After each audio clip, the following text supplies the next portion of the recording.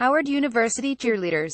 Bulletin AfricanAmerican reporter Jemele Hill was reinstated to her co-hosting job on ESPN's SportsCenter on October 23 following a 12-week suspension. Hill, who called Donald Trump a white supremacist in September, was suspended for asking fans to boycott advertisers of the Dallas Cowboys, whose owner Jerry Jones threatened to bench players if they didn't stand during the national anthem.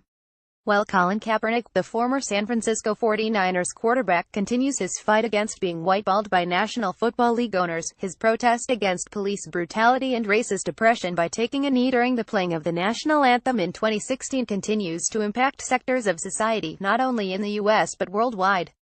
11 Hertha Berlin soccer players from the German Premier League, for instance, took a knee on the playing field in solidarity with black NFL players on October 14. 2 members of the gold-winning U.S. fencing team at the FI World Cup games in Cairo took a knee during the anthem ceremony on October 22. All of the cheerleaders at Howard University, a historically black college in Washington, D.C., along with Kennesaw State University cheerleaders in Kennesaw, GA, took a knee. Despite risking suspension, high school football players in Mississippi, Texas and elsewhere have also protested during the anthem. When Nobel Peace Laureate Jody Williams received a Human Rights Award on October 15 in upstate New York, part of her acceptance speech was praising Kaepernick for taking a knee against racism. Williams received the Nobel Peace Prize in 1997 for her efforts to ban landmines.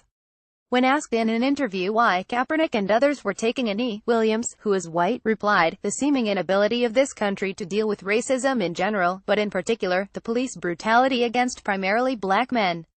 There certainly has been violence against black women, but the killings of black men have been very, very disturbing to many people.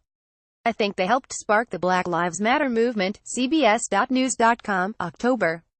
19 players, owners meet on October 17 and 18. 13 NFL players and 11 team owners met at the offices of the NFL in New York City to discuss the protests that continue on a weekly basis during the anthem and flag ceremonies before the games.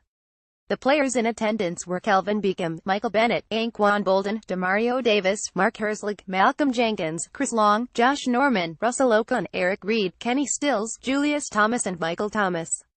Representatives from the NFL Players Association were also present. The players stated that their protests will continue until the NFL takes on a more proactive role in providing resources to oppressed communities to help bring about equality.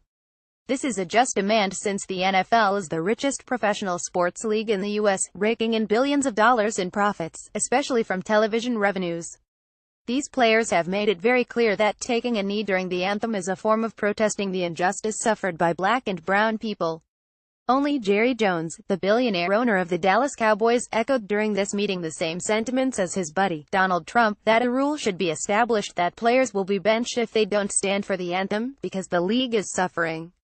That rule was not voted on, resulting in a victory for the players, although Roger Goodell, the NFL commissioner, reiterated ad nauseum that the protests were alienating a majority of fans.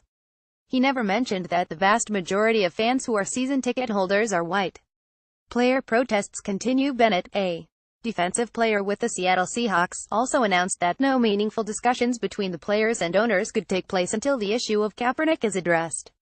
Bennett stated at a October 19 press conference, "Before we even negotiate anything about whether we sit or whether we stand, there should be a negotiation about opening up the doors for Colin Kaepernick and giving him an opportunity again. For the guy who started everything not to be able to have a voice at this moment doesn't seem right to me." When Bennett and his teammates sat during the anthem on October 22, they were harassed by racist New York Giants fans. An estimated 24 players took part in the protests before the October 22 games. Even though Kaepernick was invited by the players to attend the two-day meeting, no such invitation came from the NFL hierarchy, making him a no-show. Kaepernick made it known in the spring that he was ready to sign with another team, either as a starting or backup quarterback, once he opted out of his 49ers contract. But going into the 8th week of the NFL season, he remains unemployed. Kaepernick announced on October 14 that he was filing a grievance against NFL bosses, charging them with collusion for denying him employment as punishment for igniting this protest. Whether Kaepernick wins or loses this legal battle, his grievance will be making a strong political argument for exposing these owners in the league, who care more about making profits than defending the rights of the players to fight for racial equality.